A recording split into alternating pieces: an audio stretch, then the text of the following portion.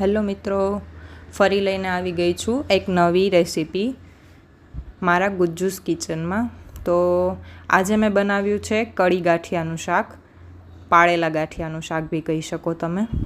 તો તેની રેસીપી જોઈ લઈએ. સૌથી પહેલાં તો મેં ચણાનો લોટ છે એને પ્રોપર રેડી કરીને રાખી દીધો છે. ત્યાર પછી આપણે શાકની તૈયારી કરશું, કેમ કે મેં પહેલાં જ કીધું કે કઢી ગાંઠિયા પાળેલા ગાંઠિયાનું શાક બનાવવાનું છે. તો તેના માટે મેં થોડો વાટકીમાં ચણાનો લોટ લીધો છે, એમાં સ્વાદ પ્રમાણે મીઠું એડ કર્યું છે અને ત્યારબાદ થોડો મસાલો જેમ કે હળદર પાવડર, ધાણા જીરું પાવડર, મરચું પાવડર અને થોડું એવું તેલ એડ કરવાનું છે. અને ત્યાર પછી થોડું પાણી આપણે મિક્સ કરી અને આખા મિશ્રણને છે એકદમ પ્રોપર મિક્સ કરી લેવાનું છે. અને એ ખાસ ધ્યાન રાખવાનું કે ચણાના લોટમાં છે એ ગંઠોડા ન રહે, એટલે કે એકદમ સ્મૂથ થઈ જાય. જો એ રીતના ગંઠોડા રહેશે તો ગાંઠિયા પાડતી વખતે થોડો પ્રોબ્લેમ આવશે. એટલે પ્રોપર એને ગંઠોડા ન રહે એવી રીતના તમે આમાં જોઈ શકો છો, એવી રીતના બેટર રેડી કરવાનું છે. ત્યાર પછી આપણે કરી લઈએ શાકના વઘારની તૈયારી. હવે શાકના વઘારમાં મેં તીખા મરચાં 3 લીધા છે. હવે હું મરચાં અને લસણની એક પેસ્ટ બનાવવાની છું. જો તમને આદું ભાવતું હોય તો એમાં તમે આદું બી એડ કરી શકો.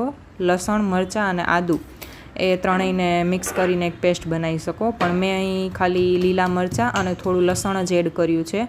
એને સારી રીતે પીસી લેવાનું છે, પ્રોપર પીસાઈ જાય. જોઈ શકો છો તમે, પ્રોપર પીસાઈ ગયું છે.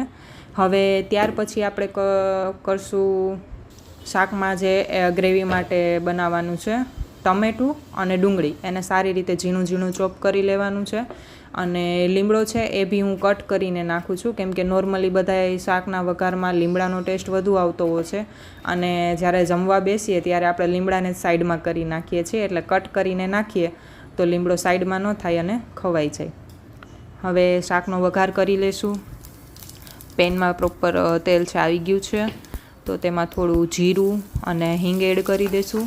અને ત્યારબાદ જે આપણે કટ કરેલું રાખેલું હતું વેજીટેબલ્સ, ડુંગળી, ટમેટું અને લીમડો, એ ત્રણેય વસ્તુ મેં એમાં એડ કરી દીધી છે પેનમાં. એ સારી રીતે ચડી જાય, બરાબર છે. એના માટે એમાં થોડું મીઠું એડ કરી દઈશું. મીઠું તમે એડ કરો તો ડુંગળી, ટમેટું એ છે જલ્દીથી ચડી જાય, બરાબર.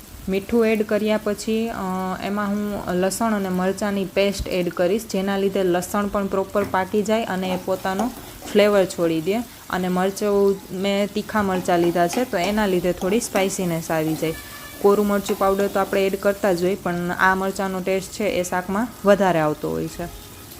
હવે ગ્રેવી પ્રોપર ચડી જાય એના માટે મેં હળદર એડ કરેલી હતી.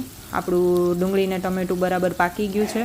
તો હવે એમાં શાકમાં જે નોર્મલી મસાલા આપણે યુઝ કરીએ છીએ એ એડ કરી દઈ, જેમ કે ધાણા જીરું પાવડર અને મરચું પાવડર. મેં ગરમ મસાલો આમાં એડ નથી કર્યો.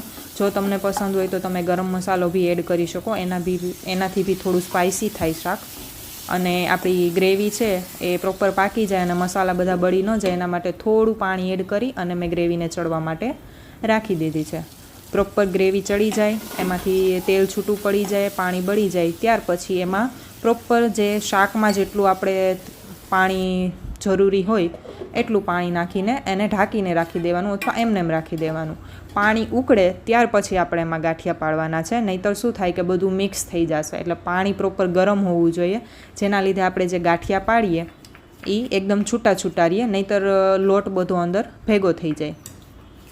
તો પાણી આપણું ઉકળે ત્યાં સુધી આપણે ગાંઠિયા પાડવા માટેની તૈયારી કરી લઈએ. તમે આ લોટથી જો ગાંઠિયાનો જે સંચો આવતો હોય છે એમાં બી ગાંઠિયા પાડી શકો, અને આવી રીતે ઝારામાં બી તમે ગાંઠિયા પાડી શકો. તો મેં આવી રીતના ઝારા વડે જ ગાંઠિયા પાડ્યા છે. ગાંઠિયાની કળી મસ્ત છૂટી પડી રહી છે, તમે જોઈ શકો છો. થોડું એવું તેલ લગાવી દેવાનું ઝારામાં, જેથી કરીને લોટ છે એ ઝારામાં એકદમ ચીપકી ન જાય, બરાબર. પ્રોપર આપણી ગાંઠિયાની કળી છે એ પડે એના માટે સંચામાં તમે પાડો કે ઝારામાં પાડો, થોડું તેલ લગાવવું જરૂરી છે. જોઈ શકો છો મસ્ત છૂટી કળી આપણી પડી ગઈ છે.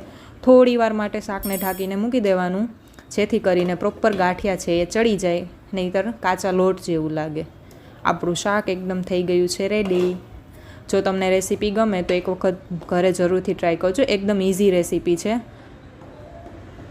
અને જો તમને રેસીપી ગમે તો મારી ચેનલને સબસ્ક્રાઈબ કરવાનું નહીં ભૂલતા.